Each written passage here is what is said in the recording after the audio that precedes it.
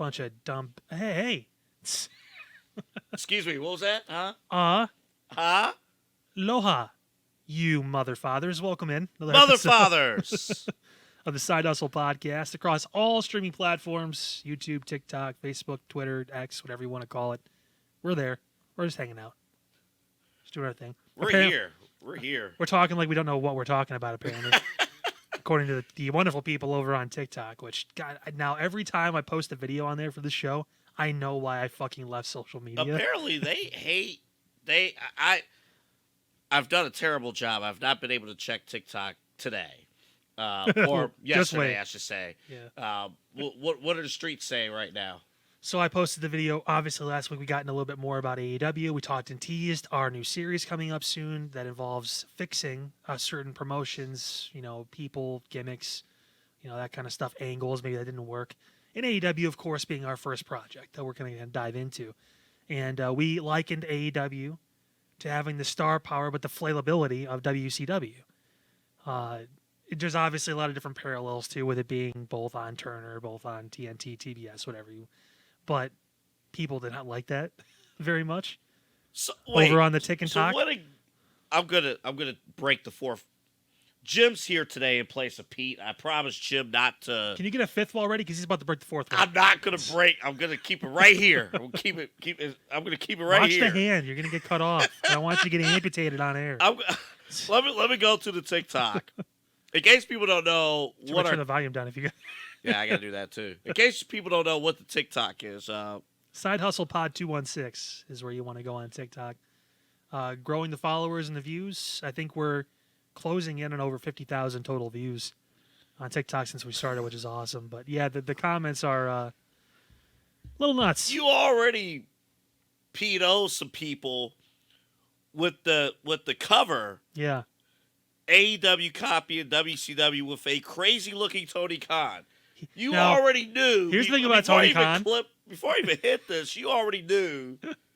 Here's the thing about Tony. He makes it really fucking simple to find these stupid pictures of him, man. He just makes all these faces, and he's kind of weird and strange and all that. But, yeah, it's... What's wrong? The first one. TK needs to stay off Twitter.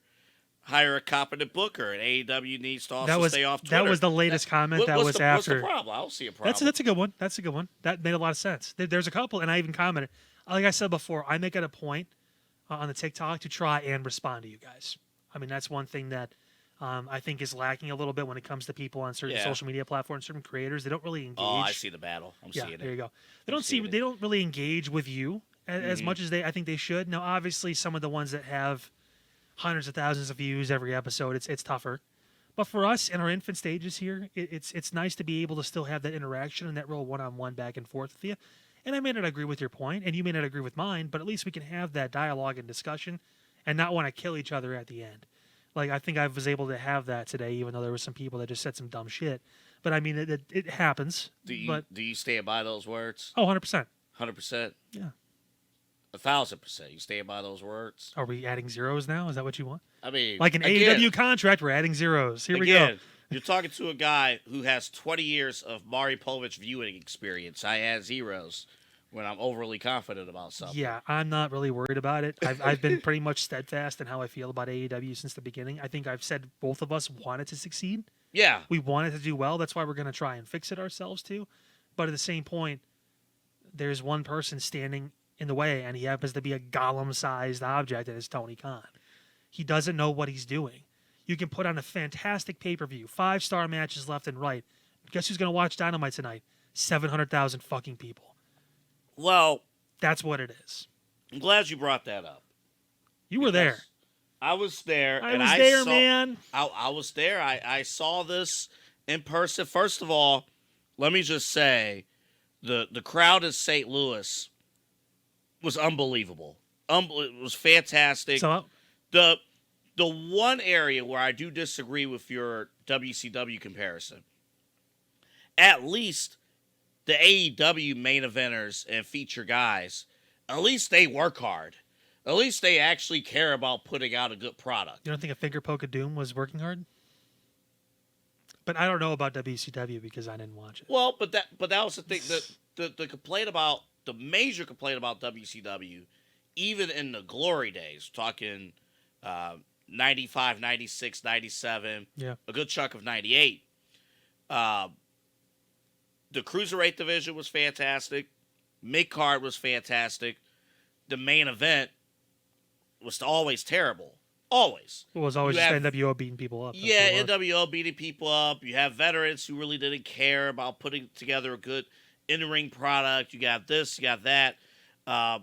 AEW, yeah, they have booking flaws. There's no question about it. They have writing flaws. It's not a flaw. It's a problem.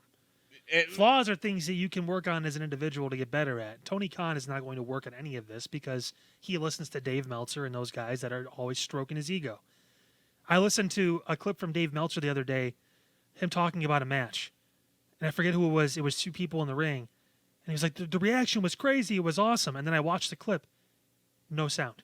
Like, the fans were so into it. They were so over on it. Yeah. And Brian Alvarez, for his credit, the guy he's works with the PW Insider, he's telling Dave, like, dude, there was no one cared about it at all. Dave's like, no, you're not getting it. They were there. When Tony only listens to that guy, who's always just, he doesn't have one bad thing to say and one constructive even thing to say about it. It's all great. Of course, Tony's going to assume he's doing a great job. Well, I think it all, and I'm going to preface this by saying I think this is a very, very important part. For those who watch us every single week, you know this already. But if you're tuning in for the first time, we do tape during Dynamite. And you have to almost do it as a homework assignment. But I will go back. I thought I was done with homework when I graduated. I know.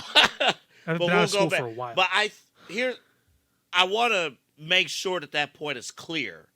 Because AEW, to their credit, is coming off of a hot pay-per-view.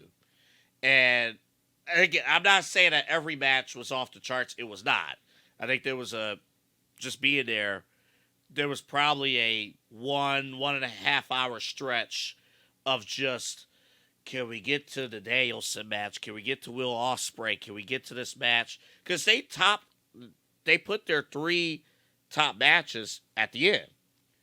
WWE typically will spread them out. Yeah, they'll put their opener as like a big championship match. It's a big women's match that's super important, whatever it is. Like, and here's the problem with AEW. Now what? And that's going to be... You blow your load for pay-per-view, and now TV's like, Well, here's the thing. And the build-up sucked, too, for all these matches. Well, and that's going to be the thing. And I think this is what you're facing. And I think this is important. For those who ordered the pay-per-view, for the many people who are in St. Louis or happen to travel to St. Louis, and they saw this match, and they saw what happened afterwards, even with the Young Bucks, and saw Swerve win the AEW championship. I promise you, every person who walked out St. Louis University Sunday night, I think it nearly sold out. How many people fit that? It's a 7,000 seat arena. God. But you know what? On a pay-per-view? But you can't sell out 7,000 with all these dream matches on a fucking pay-per-view but in St. Louis. But here's the thing. I think it nearly sold out. I'm pretty sure. I don't have the official number. Yeah, Close is only good in horseshoes and hand grenades. Well, but the thing is, I will give them credit. I will give the roster credit. The build-up to this, sucked. This should have been the build-up. The build-up was absolutely terrible. That match shouldn't be on shouldn't be in front of 7,000 people. It should be in front of 60,000 people. That's how you get Will Ospreay over. And I had someone comment on that post that you were making fun of on TikTok too. Maybe you should turn your phone down. Yeah, whatever. Buddy. I'm getting some shit. You can't hear it, but like it's. You're gonna hear. But no, like they said, all they have to do is get some storytelling. All they have to do is get some storytelling. That's what this fucking business is. Telling stories. Ask the guy who's kicking the dude in the face about that right now. That's a huge deal. That is the deal. That's the deal. Moves don't mean shit. MJF did one top rope move in 4 years in the company. He's the most over star.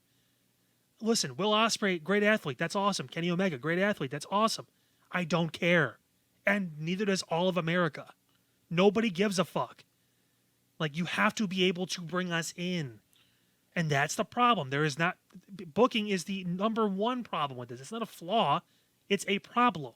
And when the guy leading the company is so just headstrong on doing things his way when he has no experience doing this before, he's a fantasy booking fucking kid that if his dad didn't have billions of dollars, he'd be in his fucking dad's basement. Like, it is what it is. He's First a of all, that would idiot. be an elaborate basement. That would be a great basement. Not if he didn't have billions of dollars. He'd have no money. They'd be fucking there. They'd be asking Pete to fucking take out our room in this place because they'd have no money. They had to fucking $100 for a room. Can we give it to you? Can I ask you this? And Pete would say no because he has morals. That's true. That's very true. Can I ask you this, though? Is Tony Khan allowed to make mistakes? Yes, mistakes. This has been 5 years running of bad decision making. He needs to have the foresight and have the people around him. He needs to listen to people that are telling him, get someone in charge of booking. You can be the president. Hell, you can go make media appearances where you can do your whole, I'm not going to answer any questions while answering questions bullshit. That's fine. That's what owners of football teams and all that stuff do. But they have GMs. They have people running operations day to day. Triple H is not the CFO, CEO, head board member of WWE. He's the CCO, Chief Content Officer. He focuses on the content. He has people he answers to that handle all the other bullshit, the business, all that stuff. If you're truly a businessman, handle the business side. Give this to someone like that guy, Brian. Let him run the actual day-to-day of AEW. Something like that. We're kind of teasing a little bit of what the series is going to be because I have ideas, but at the same point, it's common sense. He doesn't know what he's doing. I can go into an arena right now and say, you know what? Yeah, Bryan Danielson and Will Ospreay be a pretty cool fucking match. Let's do it. Anyone can do that. Joe Schmo with 2 followers on YouTube can do that shit. It's fantasy booking. That's all he's doing is fantasy booking pay-per-views. And the problem is, AA, he's not even selling out, 14, 15, 16,000 seat arenas. He's barely getting to a sellout point in a 7,000 seat arena for these matches that he thinks, that everyone thinks, are these huge, dream, crazy matches. We're not talking about MLW. We're not even talking about TNA. These are supposed to be huge, huge stars that are making tens of millions of dollars, right? They can't even sell at this arena with established names, guys that have been on fucking WWE. Daniel Bryan, Jon Moxley, Chris Jericho, all these guys. I know you have thoughts about Chris. We'll get to that in a second. I don't blame you. But still, the name. Right. You see that on the card, you're like, oh, fucking Chris Jericho, okay. You may hate it after you watch it, but at least you know who he is. Like, they still can't fucking do it. That obviously is not their fault. It's the guy running the fucking ship. At some point, you got to look and blame the fucking captain and stop blaming everybody else. Plain and simple. So. Rant done. I'm glad you got that all out your system. I'm glad. And I think this series is going to be big time. But I think I'm going to come at this series a little bit differently. And again, I preface this by saying we do tape during Dynamite. So this is going to be, we got to follow up and see. The follow-up is 100% key with this. Because you want me to be tortured and not to watch the show. But it's going to build more to what I'm going to say here. And this is going to probably shock you. At this very moment, right now, in the immediate future, short term, as in this week, maybe next week, I am more excited about what's next in AEW than I am about WWE. At this very moment. What is next? Because they blew everything in this one fucking pay-per-view. Well, it's not even their biggest pay-per-view. All In is their biggest pay-per-view. They treated it like it was a WrestleMania, but the problem is it was in front of 6,000 fucking people in St. Louis. Well, what's their next? problem? I understand. I get it. Going into this pay-per-view, they had sacrificed so much credibility with the whole CM Punk footage. Oh, but Jack Perry came back and tied it all together, didn't he? It was, and the crowd went mild. In the gutter. Well, crowd was kind of into it. Was kind of into Jack Perry returning, and I think it's going to be now. Again, I did not walk away saying, "Well, I can't wait to watch the Young Bucks as characters. I can't wait to watch Jack Perry as characters." What I did learn if you take, sometimes pay-per-views can be one match stands out above all, right? I didn't really know much about Will Ospreay because of everything you mentioned before, which was you got to get him introduced, you got to moving things up, you got to get him introduced to an audience. I was introduced essentially at that pay-per-view, and if a wrestling fan walks away saying WWE's at the very top, but AEW has Will Ospreay, that means something. No, you see, this is the problem. I knew this was going to happen with you because you were going to watch this pay-per-view and you were going to get super excited. And then reality is going to strike over the next couple weeks when they do shit ratings. Hold again. up, let me finish here. That does mean something. Now, if they don't follow up after their roster went out and took care of business, then yes, that is 100% on Tony's fault, and that's it. The bottom is out, and that's it. No, boy, this has been every single time, every single pay-per-view. This has happened.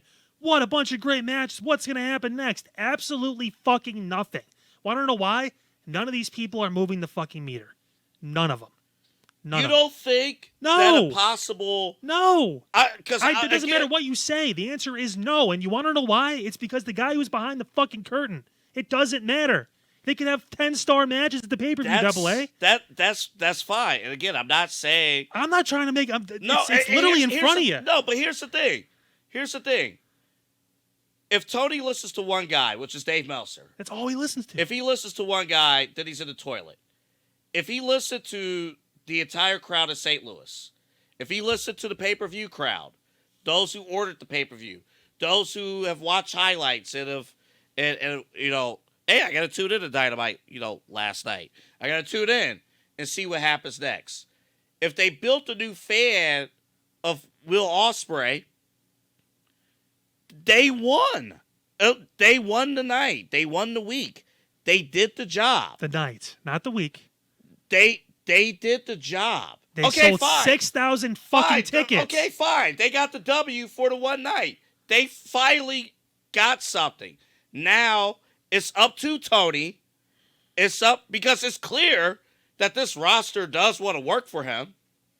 It's clear that for all the criticisms that we have laid out on AEW, that the fans have laid out on AEW, it is clear that they have a roster who wants to work hard for him. No. Absolutely not. Yes, it is. The entire roster thought the all-out fucking, or the all whatever it is, was all bullshit. They thought it was all stupid, the footage he put out there. They want to work for each other.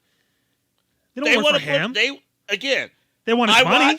They definitely want his money. They're all paid. Everyone's got guaranteed contracts. WCW. The same thing happened in WCW. They all took the money and wrestled shit matches.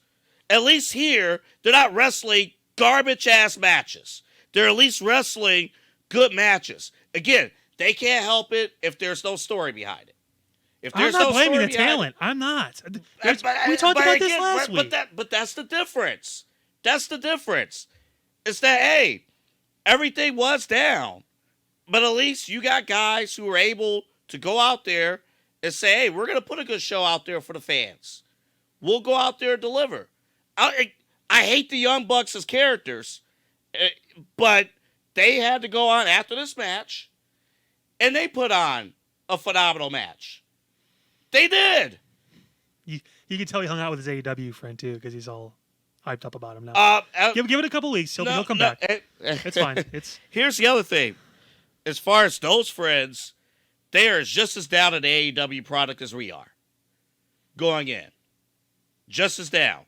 Now, my buddies actually had way more knowledge about Will Ospreay. That's why they wanted to actually go and see him compete. They're hardcore AEW fans. I mean, they're not hardcore they're AEW smart fans. If you're watching AEW, you're hardcore AEW. They are not hardcore AEW fans. They're knowledgeable wrestling fans. And Will Ospreay, the smart fans. You're right, exactly. Will Ospreay is a well-known, established wrestler among professional wrestling fans, among hardcore fans in general. He is well known. Popping those ratings.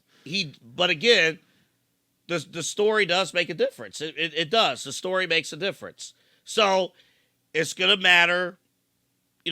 Tony, it's hard to say this too because it is a B-level pay-per-view, Dynasty. But sometimes when the chips are completely against the wall, you do need to stand out. You do need a pay-per-view that delivers. And not just delivers, but hits a grand slam. And I'll go one step further. About just this match in general.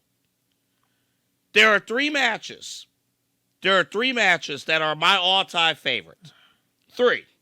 Okay, your favorite's not the greatest. Please don't say this is one of the greatest matches. I've seen that a bunch of times too. Listen, it's not. Okay?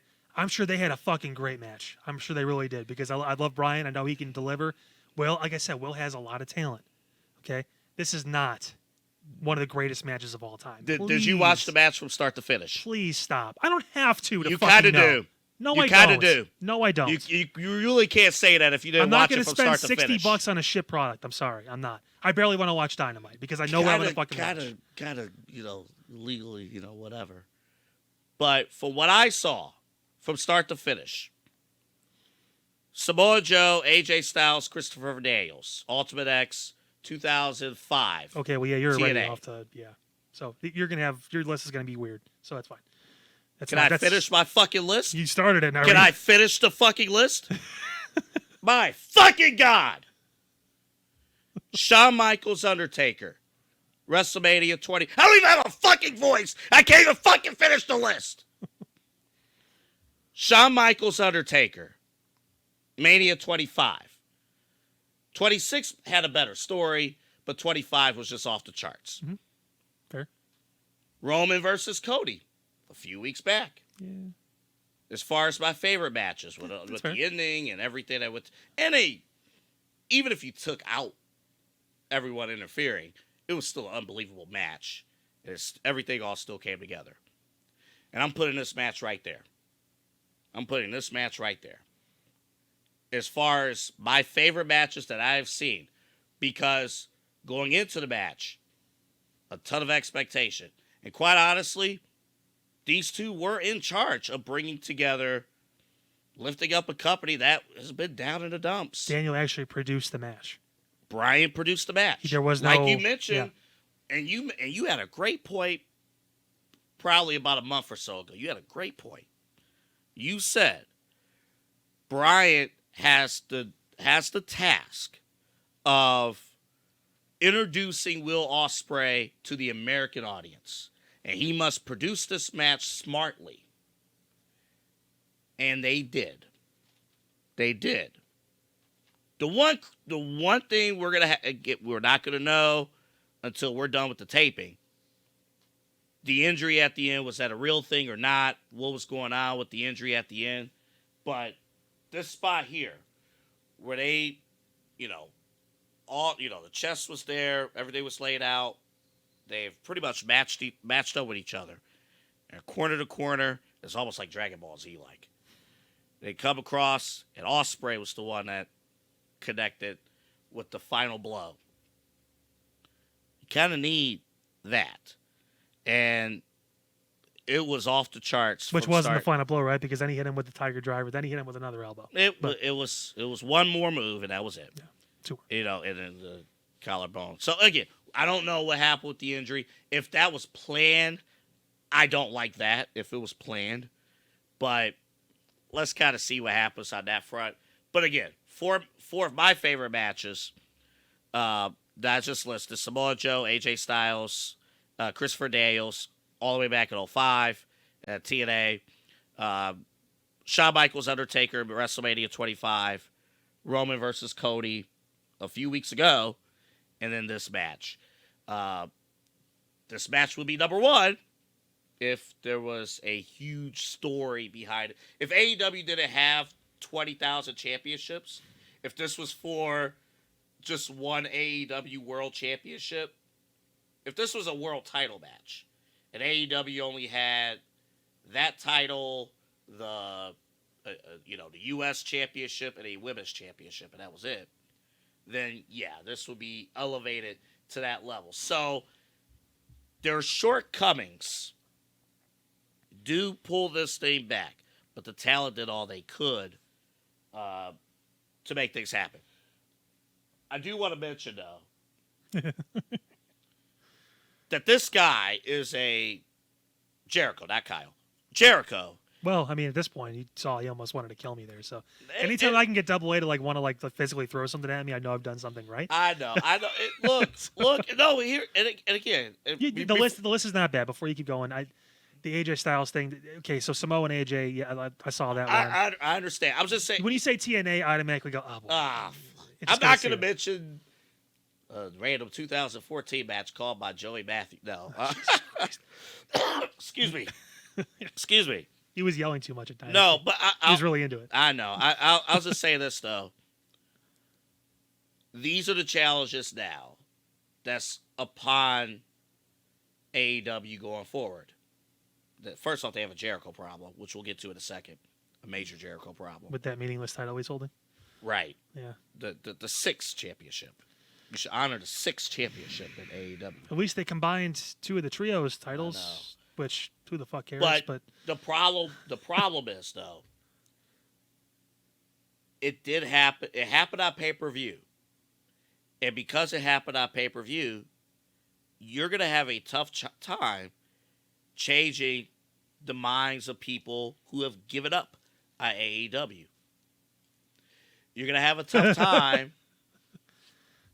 You're going to have a tough time changing those minds. And the other thing, you just got to buy the pay-per-view. You just heard this guy say it. If you could get a WWE pay-per-view and pay $5 a month to Peacock, which we perceived, WWE, despite how great AEW had it, as a superior product, if you lose the trust of wrestling fans, it's going to be a hard sell. Even on a great night, it's going to be a hard sell to bring them back, to bring you back. Well, it's because I know what's going to happen. I know the pay-per-view is going to be great, right? I mean, we've talked about this before. Like, they put on great matches. I don't blame the talent most times. There's a couple there, namely a few EVPs that are pretty dumb too, but that's beside the point. Like, a lot of these guys can work. Mm-hmm. They can. Brian, Will, I told you before, a lot of fucking talent. Mm-hmm. Adam Cole, when he gets back, he's walking around now. That's great to see. Yeah, I'd be more excited to watch the Roderick Strong Kyle O'Reilly match, because for me, that's Undisputed Era was. That was a solid match as well. I said it fucking last week. That group had a lot of fucking potential to be like Shield-like. Yeah. In WWE, but unfortunately, the other guy that was in charge didn't see it that way, and we ended up losing out on that, which is unfortunate. I feel bad for Adam Cole too, because he's kind of in this kind of thing. And again, there is hope, and I don't want to. I feel like I'm trying to just wave the flames a little bit down, because everyone's super pumped up because the pay-per-view just happened a few days ago. Because now we have to get back to the regular television, the regularly scheduled product, and that's you have to go back to class on Monday. And that's what listen. That party this weekend, that was a banger, bro. We had so much fun. The girls, it was all. You gotta get back to class. It was so great, but then we got class on Monday at 8 a.m. Oh shit. And we've known each other for a long time now, and again, you're not talking to a hardcore AEW or bust fan, obviously. Imagine talking to those fans. It's easy, though, to go to a show and to have a match that you consider one of your best matches of all time and not go, man, they got to be. They're going to be on the up and up now. They got to be, right? It's very easy to have that mindset. And I knew you were going to have it coming in because I knew everybody You came in hot, though. Yeah. Because I'm trying to fan these flames down because people, now the problem is the expectations are going to be really high again and you're going to get let down.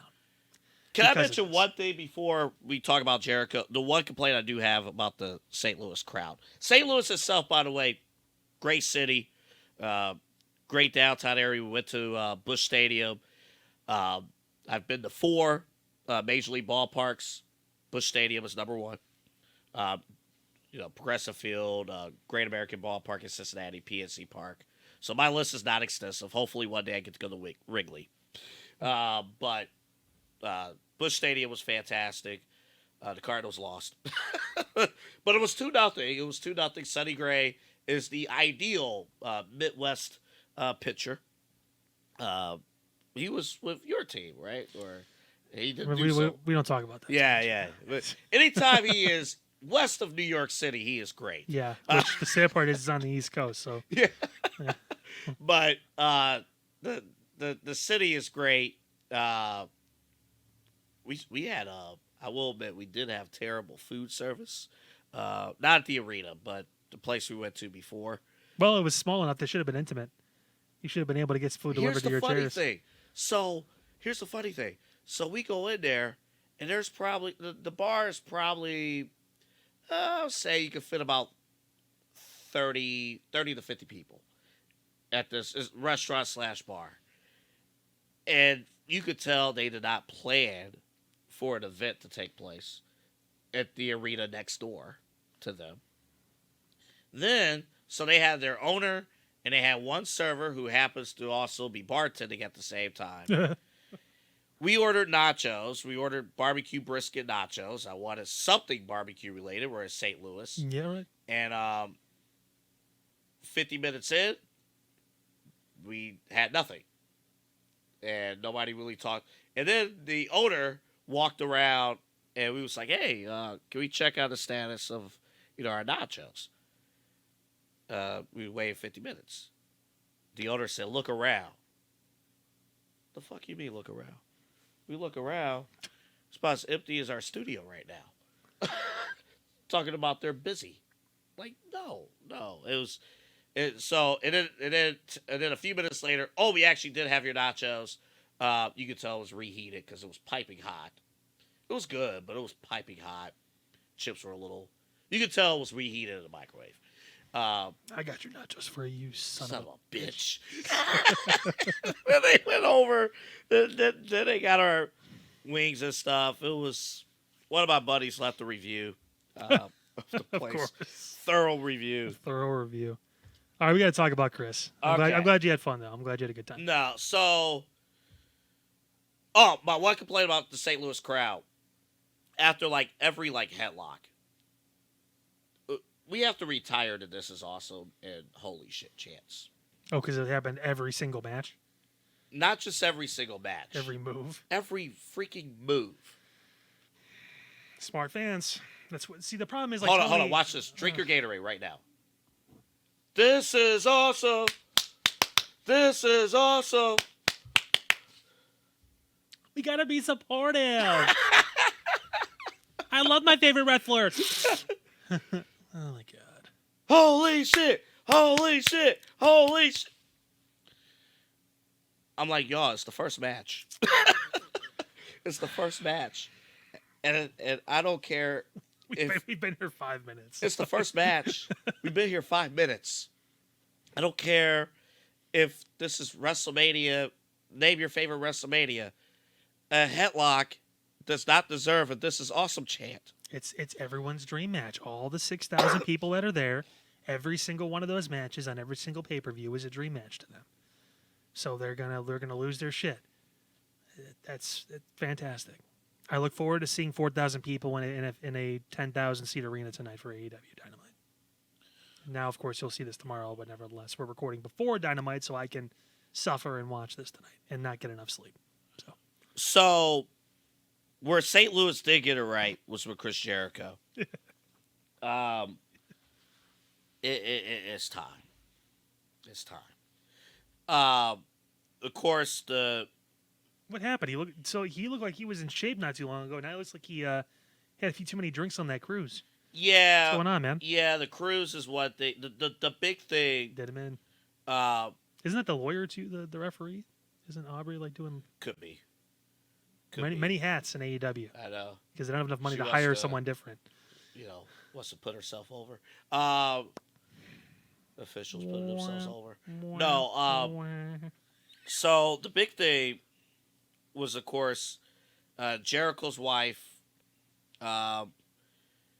Let's just say on January 6th, she was a little busy.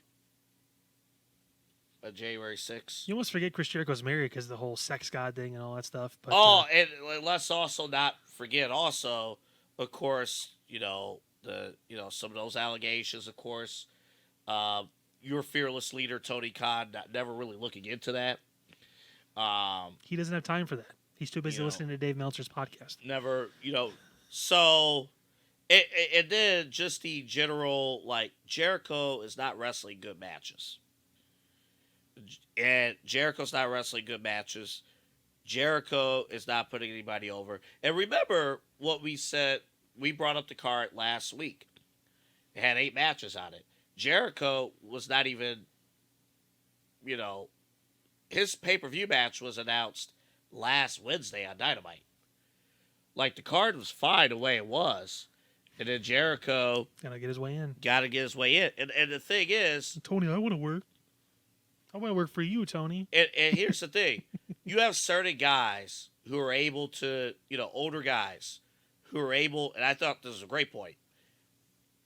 Older guys who do want to give back, right? Even in a manager type role, even in a role, I'll take another AEW guy, but he has a ton of credibility among everyone in professional wrestling. Christian Cage. Was he there, or was he still? He was not on the pay-per-view. He's still technically hurt from getting spiked in the balls. Right. So, God, what the fuck, man? So Christian Cage has gone out of his way. Yeah, he reinvented his character, but his whole goal is to elevate others around him, get other people over, get that going. With Jericho, you always know he's at the center of attention. Yeah, there's a difference between working with young guys and actually putting them over. Well, he worked with Hook, but the problem is Hook has made it clear, like, hey, I'm gonna explore my options when my contract's up. So now Chris is like, well, he's not one of us. Yeah. So I get Tony. I mean, what the hell's going on with this dude? Like, we gotta show this little kid that hey, you gotta fucking pay your dues here, man. Like he's. And then it's a veteran mindset that some guys are. It makes more sense. Obviously, Chris still wants to be in the limelight. I mean, he's going to look really great in the Hall of Fame class for WWE at some point, but Jesus, dude. It's probably an AEW Hall of Famer, too, if they ever decide to do that at some point. Well, it's crazy. The crazy thing about Chris, for his entire career, has always had great timing in terms of when to step away. He's always had great timing. Whether it was to leave WCW to go to WWE. The greatest debut ever, right? Night one is feuded with The Rock. Followed by a flop.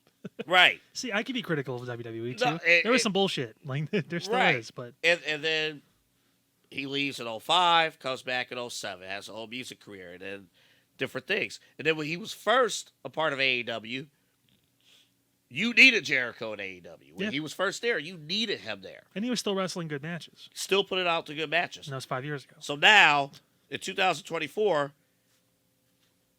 he looks sloppy. He can't wrestle a good match. He can't put anybody over because now what's happening, even if he's working with a young guy, the program is lasting for so long that you're really not putting them over. Like he was feuding with Hook like 2 years ago. And, Hook didn't wrestle a good match either. So you're sitting there watching, and then you're just sitting there, you're just like... It's hard to carry a dying horse on your back, it's just like... Who is probably leading the match because it's Jericho, so he's probably going to... Right, that's a good point. Yeah. This match is 30 minutes long. For a title that no one knows what it really means? There's a championship there, too. So there's a random title. One of the things we will establish in our Clean Up AEW series, we're gonna trim the fat on the roster. They have a great roster, but we're gonna trim the fat. You don't need to have 120 people on your roster. You also don't need to have 3 shows. We're going to trim the fat on the roster, trim the fat on the shows, and most importantly, trim the fat on the number of effing championships. 1 for the main card, 1 for the mid card, and then tag titles. I know it's a WWE formula, but it's really all you need. And the same goes for the women. 1 main champion, 1 women's champion, 1 tag team championship. Fuck this trios thing. You're a group. Like, I don't like that. And it's all the tag teams in AEW don't really follow tag team rules anyway, unless their name is FTR. It's all, we can come in whenever we want, and the referees don't enforce rules, and it's not a thing. I get it. Like, maybe I'm being a bit of a stickler, and it's a new age. But at the same point, not every fucking tag team match needs to be a tornado tag where you can just do whatever the fuck you want. Like, Let me just put it to you this way.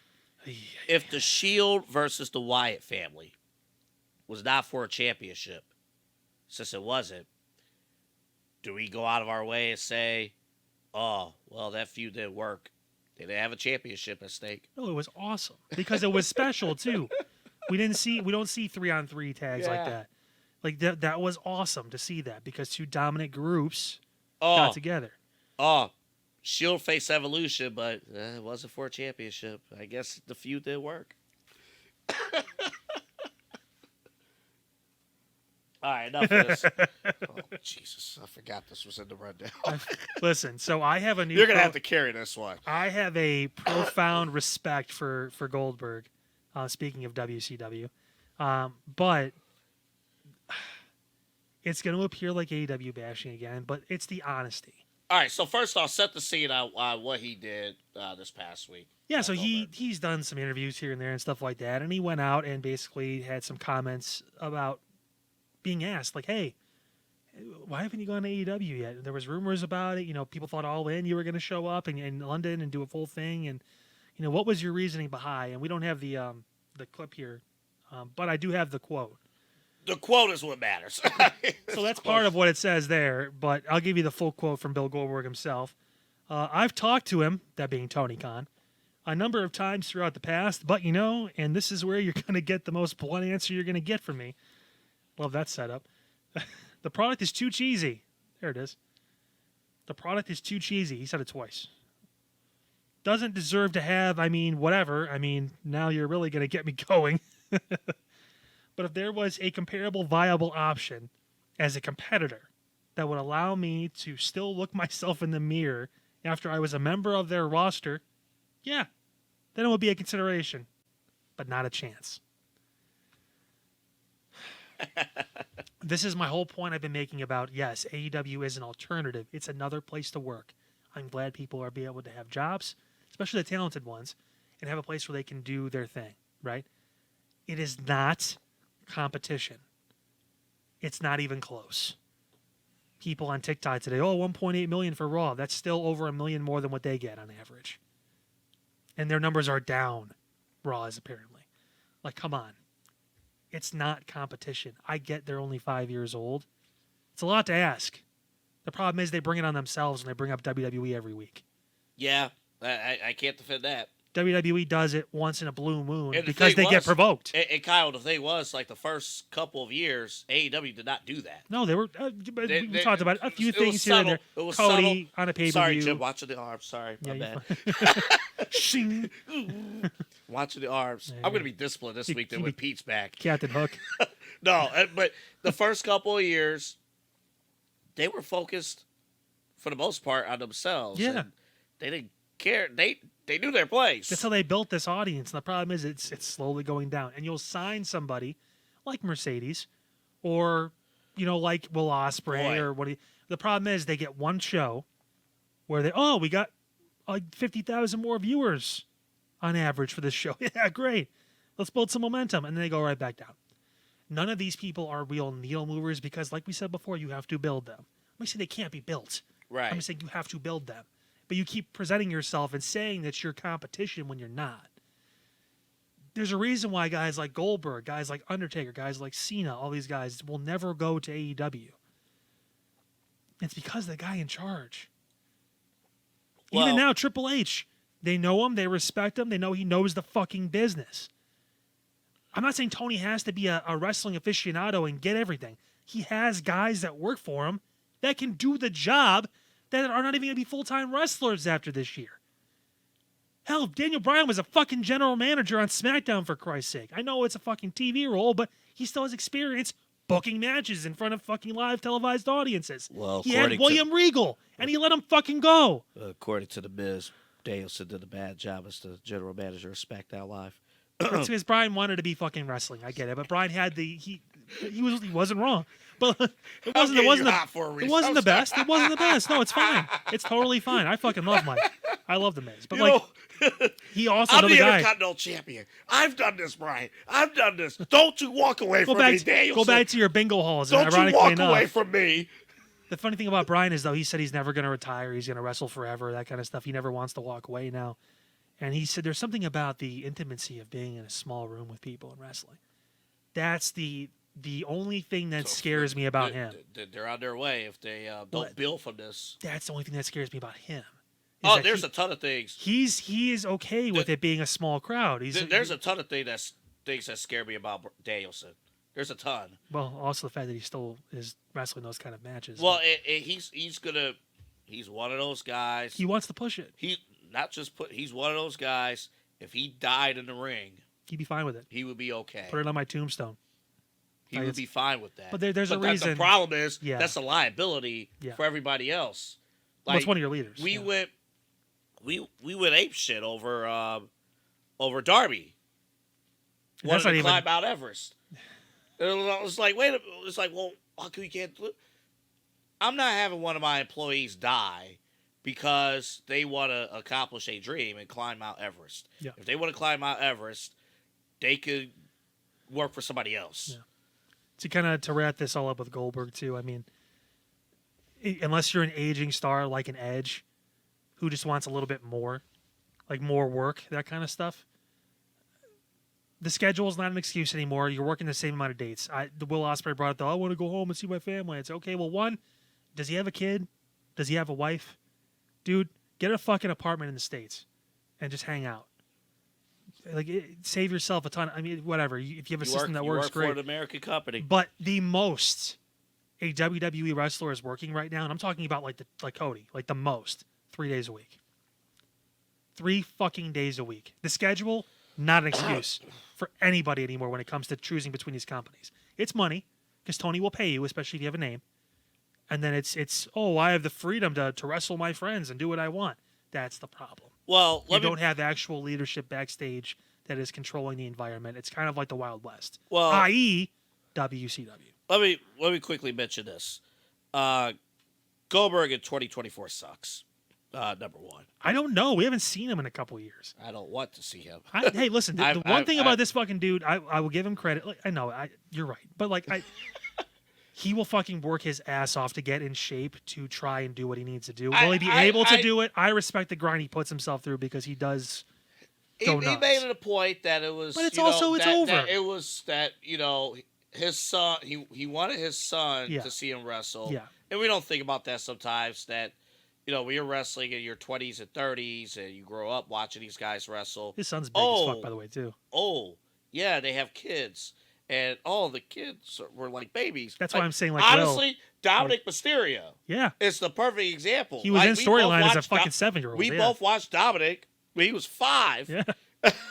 in a custody battle, and all of a sudden, he's a big part of WWE television. And we just don't.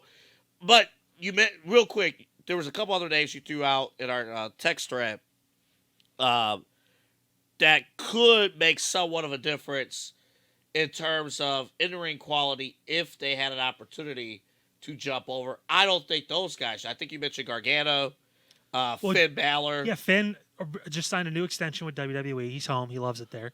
He loves his schedule. He has a wife and all that stuff too. Johnny, when he went away, he talked about this recently when he was gone for the 9 months when he had his contract up, said, listen, I never even considered going anywhere else. I have an agent that does a lot of that talking for me, but I never wanted to go anywhere besides WWE. It's always where I wanted to be. And it's trust that Gargano has had with Triple H. Yeah, exactly. Like it's a professional environment where they know there is structure, where there is a boss that is able to tell people no. You don't get that in AEW. Obviously, we've heard the stories. It sucks because every week I come out here and it feels like I'm just piling on this fucking promotion. And I want it to do well. I do. Because, like I said, rising tide... I didn't say anything. What do you have to say like that? Rising tide lifts all boats, right? That's the thing I said all the time. If AEW is putting out a product that's getting a lot of people and a lot of eyes on it, that means WWE is going to have to work harder to be competitive and to keep that lead.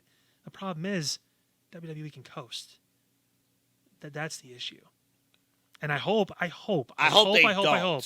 They won't, because Triple H won't let him. I hope. At least for now, he's still and passionate that's why about this it. draft, which we'll talk about in like 30 seconds, is important. We got one more thing to talk about before that, but oh yeah, that's right. Yeah. To wrap this up with Goldberg, those kind of stars you're never going to see them in AEW.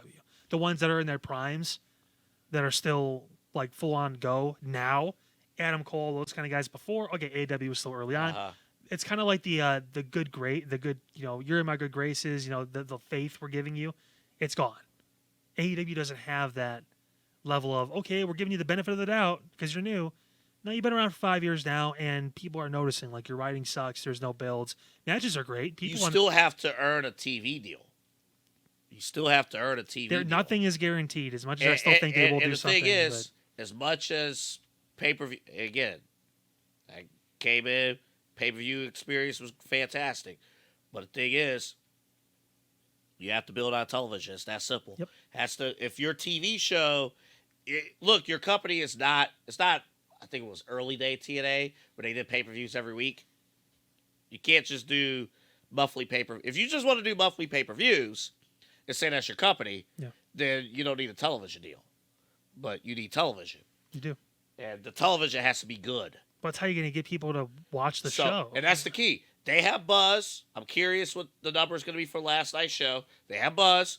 And they'll probably get their best number in a little while last night. But the key will be, can they get that number next week? And then improve. Like, the whole point is to keep and to build momentum. Momentum in the wrestling industry is super important. Speaking of momentum, this was interesting. Nice shot, by the way, buddy. WWE.com. Almost like did that on purpose. I'm not complaining. No, so... Where are the lies? I can see why people are upset. We both had Liv winning this match. I think we were pretty confident until I saw Becky was in it, because we didn't know. They kind of kept it all under wraps until I think Friday. It might have been. I believe it was a phone call or something. Like, she got the call. Like, well, she was doing the international shows. That's why she wasn't on a couple of the Raws, because she was overseas. Yeah, but like in the book tour and all that stuff. But she was supposed to have like legitimate vacation. But this is what you normally do when a champion goes down and it's not planned. You put the belt on a established star and build somebody else up to take it from them. I think the goal was to build Liv up to be able to be on Rhea's level. But now they have something interesting they can do here. Becky can be champion. She's probably going to have a side feud with Nia again or something like that. I'm sorry, Kyle. Hold up for a second. Jim, can you see the referee in the shot? I cannot. I'm going to move out the way. Tell me, Kyle, what the referee was looking at. I'm going to move out the way. He's going to top off and make it awkward. Yeah, so the referee was looking at the feet, right? To make sure he was... What's that ref looking at? He is not looking at anything that would be considered inappropriate, and he is totally okay and fine. And actually, Kyle, you have to get out the shot. Am I in it too? Yeah, the referee's behind you. The referee's right there. It should be on the other side. No, it's on your side. Oh, it's on my side. The referee's behind your back. Oh, that means I don't want to get up. Just lead to your left. Use your imagination. Oh, this way. Yeah. Here, just look at that. You'll see. You see the back of the ref. There you go. That ref is looking at ass. And you're not on the mic, so they probably can't hear you.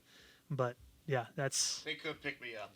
You can hear. He is, for losing his voice. He's still very loud. I'm telling you, hot water, hot salt water. Green tea. You're right. That's what I should have been having. That's what I do. I Lipton green tea, man. Right in Arizona. But no. I get why people were like, "What the fuck? Why did they give it to Liv? It should be Liv." But like now, the one thing we've noticed with Triple H, it's long-term booking, right? This is not a snap. Okay, Liv's got to be champion. Here we go. She's gonna have the storyline with Dom. Her whole goal was. I didn't hear. She's gonna have a storyline with who? Dom. Oh, Dominic. Okay. They had that cutscene, right, where they were staring at each other. Gotcha. It's kind of a joke that was like going around on social media now, apparently, and even like I saw a few things on TikTok. Who's gonna peg Dom next? And it's Liv, right? There you go. She's Dom's new Dom, right? Yeah. Her whole point was to take everything from Rhea Ripley. We're seeing Judgment Day implode now, with Damian Priest saying, "Dude, I don't need any of you idiots." Yeah. Dom's gonna be lost. Yep. JD's gonna try and be voice of reason, but he's gonna go to Liv. And JD has no credibility because he's losing. He's going to get drafted to NXT. Yeah, right. Probably. Yeah, probably. So, I mean, this is a situation where it's long-term booking for Rhea and Liv, and it may not need a championship yet. Rhea, when she comes back, will obviously be going for a title, but this is a built-in now thing where they can build Liv inside of this to where at one of these premium live events, it'd make a lot of sense. Or possibly Money in the Bank again will make a lot of sense. They're going to build her as this heel slowly but surely, because you mentioned before, Liv's been a face for a long time. It's hard to really envision her as a heel right now. Despite obviously some of the moves she's did, some of the things, the whole revenge tour thing, whatever it was, she has an ability and opportunity now to really piss some people off and to make this really good. So sink or swim time, like we said last week. So you brought up some good points. I just have some follow-up questions for you. Sure. So what will Becky's first and then second? What's going to be Becky's first feud and maybe second feud with the championship? So it depends, obviously, on the draft too, right? And there's a key rule that we'll give away right now is Yeah. that champions, I believe they said champions are protected, which I'm assuming that means they can't move. Yep. So if you're a champion right now in WWE, you are on the roster. You're going to stay on. So Cody staying on SmackDown. Damian Priest staying on Raw. Mm-hmm. Becky Lynch staying on Raw. Bayley staying on SmackDown. And this is professional wrestling. They could obviously trade if they wanted Later to. down the line, whatever it is. But as far as But it's draft the purposes, the draft, split. yeah. It'd be nice if they And- actually, because they're bringing NXT in this as well. So that means Trick, who is now the new NXT champion, he can stay on NXT. He can't leave. Mhm. Same with Roxanne Perez. She's the NXT Women's And Champion. again, we'll go through the rules in a second, but I think Yeah. that part's important. Yeah. Because Becky will be there. I guess my thing. Oh, you didn't even answer the question because I cut you off. What her first feud? It would not surprise me if it's like Io Sky or something like that. The safe bet is Nia, just because Becky has already put Nia on her Rushmore of opponents, that kind of thing that she thinks she has great chemistry with. Which, okay, but I mean to be fair, Nia's done really well the past year. So, But still, it's the whole point of this draft too is fresh matchups for champions, that kind of thing. I could see Damage Control maybe moving.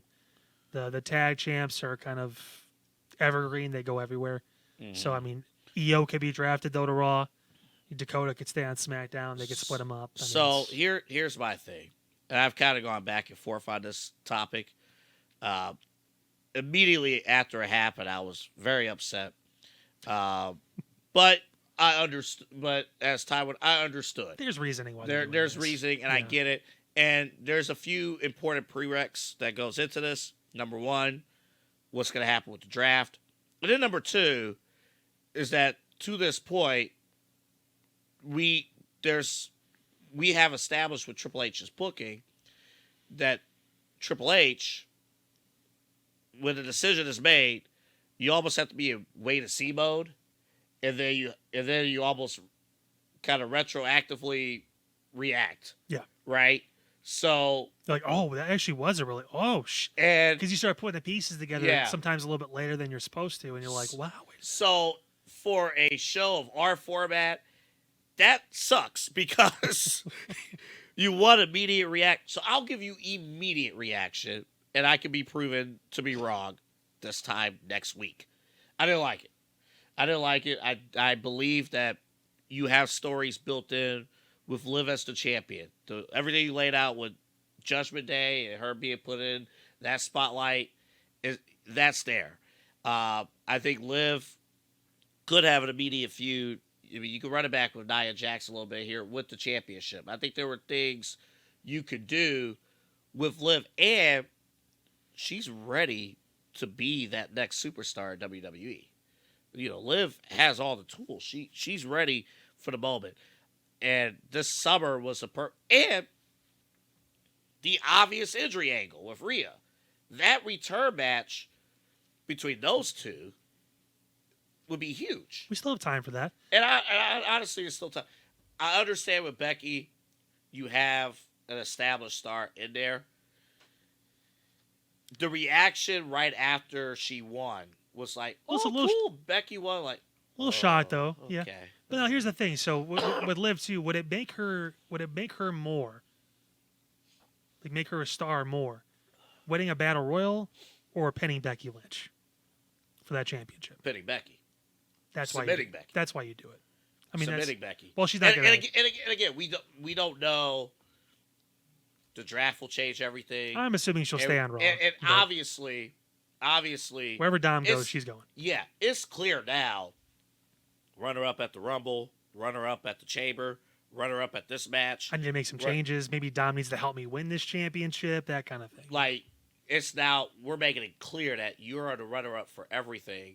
And Rhea said it on, I think, social media. Social media. Forever the runner-up, right? Yeah, You're the runner-up, so what are you going to do now? She gonna say, steal your man. Steal your man. All right. There are the rules for the draft. If you can read probably part of that. Yeah. If we end up cutting later, I'll put it like a cut screen over. It's on WWE's Twitter. You can find it. Yeah. But we'll read through it quickly here. On SmackDown, there's going to be 4 rounds, 16 total picks. On Raw, there's going to be 6 rounds, 24 picks. As Kyle mentioned, champions on each brand are protected. The women's tag team champions are eligible. But they're going to be on both brands anyway, possibly all 3 with NXT too. So it's kind of like, yeah, you can draft them, but why waste the pick, right? SmackDown will pick first on Friday. It's their show. Raw will pick first on Monday. That's their show. And rosters will lock on Monday, May 6th. That is after Lyon, France. Yeah. So they get to do their little finish your feuds on your current brands, and then we're going to split off. And it's almost like it's the annual yearly refresh of the WWE roster to be able to start new feuds, start new angles, build new stories, that kind of stuff. Now, this is the first time we're going to get to see Triple H handle this. And also, I'm fucking pumped for Uncle Howdy. I don't know what if Bo even comes back as Uncle Howdy. But I've seen the names that are being associated with this new Wyatt Six. I'm excited. I'm really excited. Before we show you who's going to be on each pool, we have the pools. We'll show those to you in a second. They're all swimming. And they're all swimming. Hopefully they all land. And the island of obscurity. One of them will not make it. Find out who when we come back. Who will be the survivor? The most underappreciated thing about this art form, and we really can't do it because it's a podcast. Throwing it to commercial break is actually really fun. I don't know why. We're going to tell you who's going to be in the pool right after this. Man. We can't do it's that. So Don't leave. There's no commercial. It's so corny. But maybe at some point with YouTube we'll get some ads in here, but nevertheless, Who's the one person on any of the 3 shows that you want to move to a different show? And as you think about that, we will show you the pool for Friday's show. So there's some key names there. Seth's in there. Chad Gable, by the way, what a night he had on Monday. Slow build to that massive heel turn, baby. He's planting the seeds. Braun Breaker's in there. AJ Styles is in there. Who else? LA Knight's in there. Jey Uso is in there. Paul Heyman. Is eligible to be drafted. Liv's Just in Paul there. Heyman. Randy Orton's in there. Andrade, Bianca Belair, a bunch of people, right? Roman's in that one, believe it or not. Yeah. I guess they can draft Roman Reigns, which is crazy. So is Tama Tonga. The Bloodline's pretty much in there for the most part. I don't see Jimmy in there. I don't think they forgot about Jimmy. Right. But this is tough because I feel like we're kind of built in with these feuds now too, and it's hard to know who's really going to stand out once the moves are made. But LA Knight going to Raw is going to be a big deal for him because he's not really on Cody's level, but he is on Damian Priest's level. Yeah. I think LA needs to change the scenery. What'd you say? Yeah. Okay. Yeah. What? Let me talk to you. Yeah. Yeet. Yeet. Come on, Jim. Yeet. No yeet. Jim is over there right now yeeting all over himself. Yeeting his way not to produce our show. He was like, I'm not volunteering for this. He is just full-blown yeeting. Just 10 feet to the left. My left, your right. Right? I'm looking at these names. I keep looking to our, you guys see it here. I keep looking at these names. Who do you think needs the biggest change of scenery? I'm actually very curious why Paul. Well, They have them lumped in with the rest of the They could be bloodline. draft the bloodline, that kind of thing. You could do it that. Could be like a faction thing. It might be. We'll see what happens on Friday. I think Paul Heyman moving to Raw by himself would be interesting. With like Braun by Breaker. himself. With Braun Breaker. Let's say Braun gets drafted to Raw. Yeah. Which again, Who would he align himself with? Which is hilarious, by the way. Nick Aldis did all this work to sign Braun and Jade Cargill and watch them both leave and be on Raw. who would they align themselves with and kind of see where to? Honestly, for me, I mean, Braun Breaker. He hasn't done anything in the main roster, though. So it's kind of tough. And you can say leave again. That's the tough thing with like the NXT involvement. Like, Braun Breaker was just signed. Jade was just signed. So hold up. Actually, I have something for you. Okay. And she'll probably be on the Monday's slide. Jade going to NXT. That would be it. Well, so they're trying to get some names down there. She's a name. I don't think Jade is ready for prime time weekly Raw or SmackDown television. Wow. From their view, I don't think she's ready. She's about to win the tag titles with Bianca Belair, so she could go really to any show. Right. Maybe that's how you hide her a little bit too. Have Bianca work with her. Mm-hmm. It also builds that like possible feud down the line. I told you that could be a WrestleMania main event. Those two. And if you, in case you forgot with the television, like Raw going to Netflix, obviously is a big deal. And beefing up NXT is important too, because this fall they're going to the CW. Yep. So they want talent. Names. They want talent. That's why I've heard Kevin Owens being a name going down there. I've heard some guys. You know what? If Bianca, you will lose a bit of star power with Bianca going to NXT. They could, if they win the tag titles at the end of the day, they're going to be over every show anyway. They could be on every show. So that's right. how you. It's like a cheat code. But Jade, I think she's going to NXT. I think she'll be at NXT. As far as the guys who we have up here, Jey Uso's going to do his thing if he goes to SmackDown. I think anything Bloodline related or family wise related. That'd be nuts if he gets drafted with the same show as the Bloodline again. I think it's time. So you think like maybe he has to go through some more trials with them? Yeah. And that's when Jimmy comes back and saves Jay, and they have the whole because thing. Remember again, his whole story on top of everything was he's trying to establish himself, be away from everybody. The time is now that he has to face. We've also heard Jacob Fatume debut on Friday, so that's another guy who can. Jay can't run no more. Jay, not from Jacob. That dude's an. Have you seen that guy wrestle? He's an animal. And Kyle, here's the cool thing: if Jay goes to Fridays, Cody's there too. Yeah, he's got help.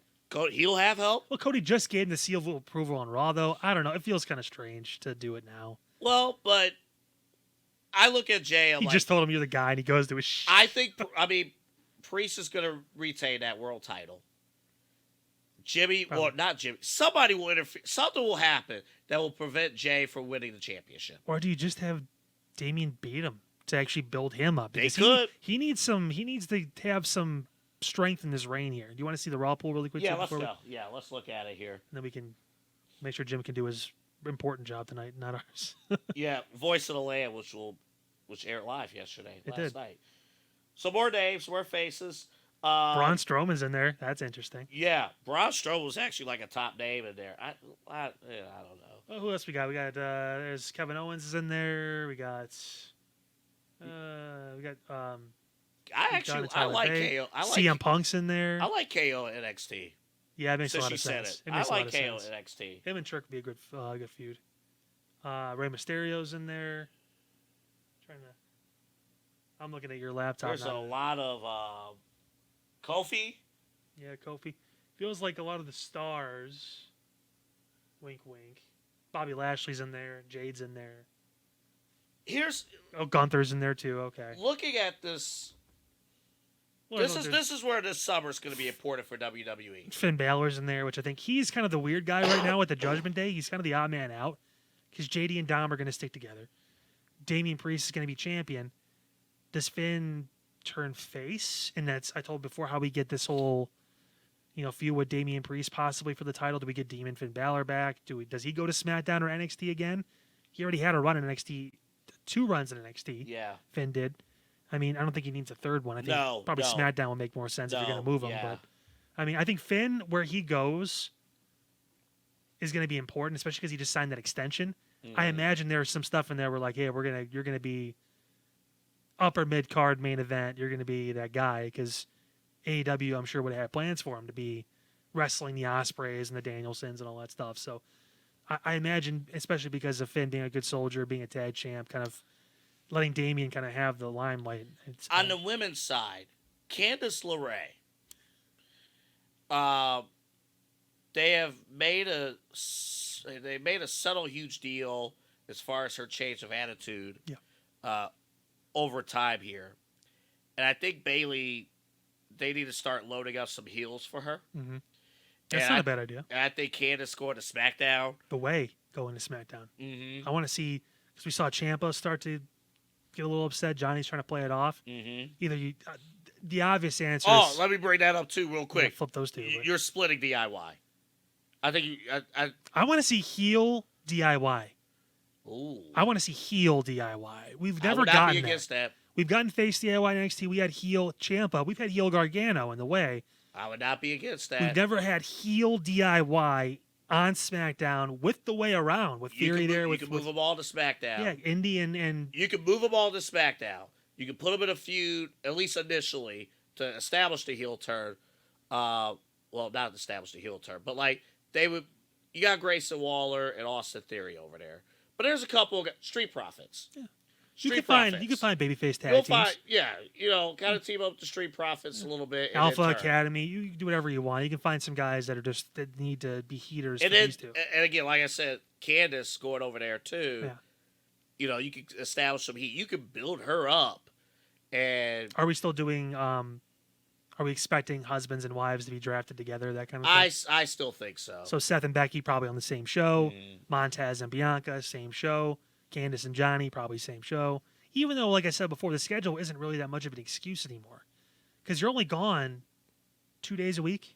True. So, yeah. I mean, it's not like it was before where if you worked on a different show, you never saw your partner. You never saw, you went home.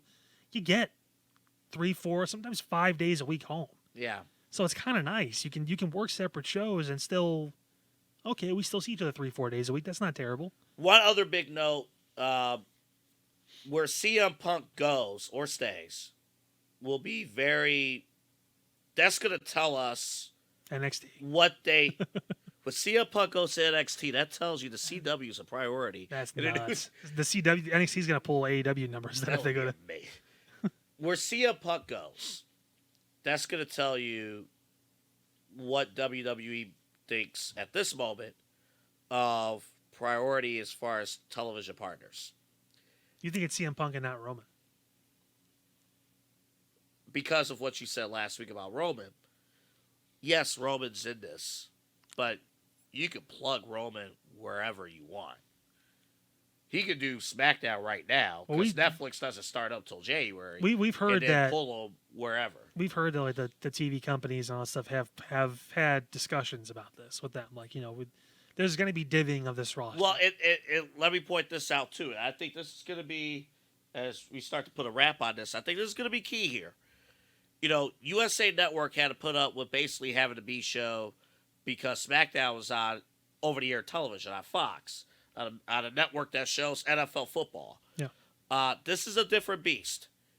Will USA Network be more aggressive in having top superstars on their show, which will be SmackDown in October? Will they be more aggressive knowing that, hey, I know the competing show is Netflix, but Netflix is a streamer. Netflix is not a product that is seen by everybody. No. Seen by a bunch of people, but not everybody. Not everybody has Netflix.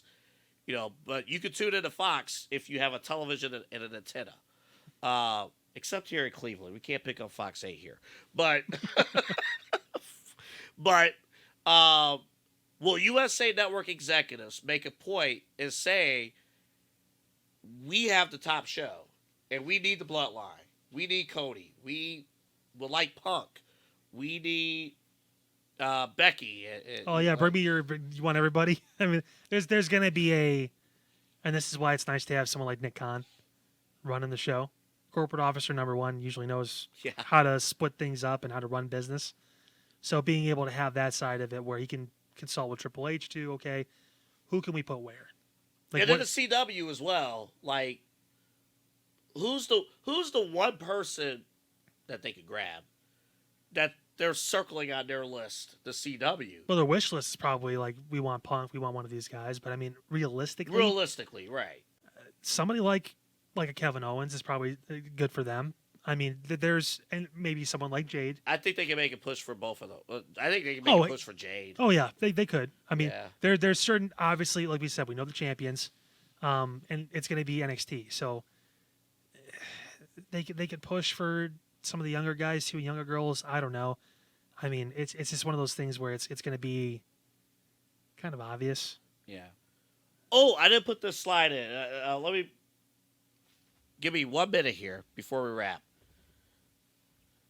You want to know the cheapest ticket for SummerSlam?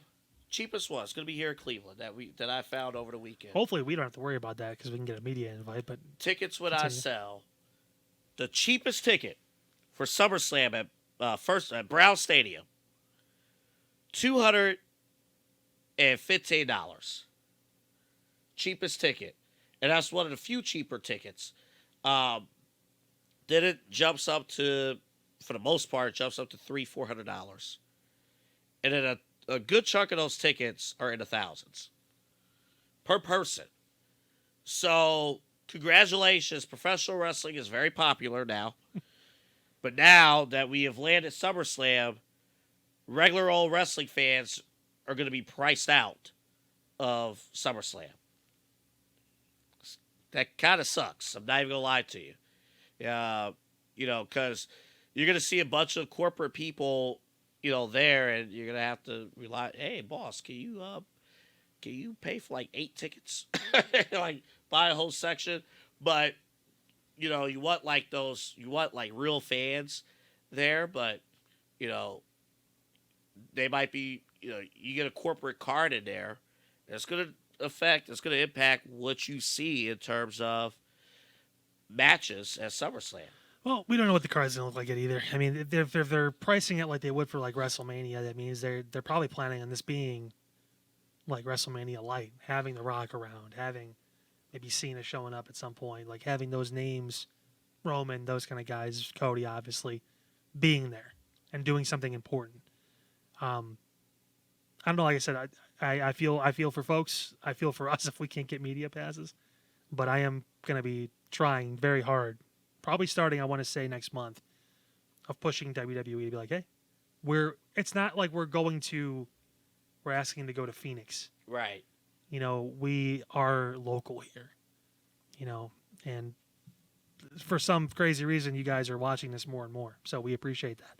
But it'd be nice to have local media there too for them.